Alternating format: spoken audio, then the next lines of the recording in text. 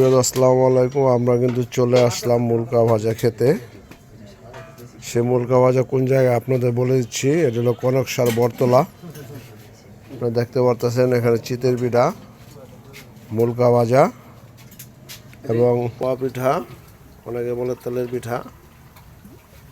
এখানে আসলে আপনারা যদি এই হলো হাঁসের মাংস, একটু নাড়া দেন। এটা হাঁসের মাংস, পোয়া পিঠা, চিতের পিঠা দেয়া এবং হাঁসের মাংস দেয়া এবং মুলকা ভাজা খুব সুস্বাদু, যেটা বটতলা, কনকসার বটতলা বলে। আমরা কিন্তু এখানে আসতে হলে এবং মুলকা চিতের পিঠা খেতে হলে আপনাদের আগে সিরিয়াল বা নাম লেখাতে হইব। আমরা আপনাদের মোবাইল নম্বর সহ সব দিয়ে দেবো। এটা হলো কনকসার বটতলা, ইউনিয়ন পরিষদের পূর্ব উত্তর পাশে। আপনারা এখানে আসলে আপনারা পাবেন। তাহলে আপনার দোকান প্রতিদিন খোলা থাকে না?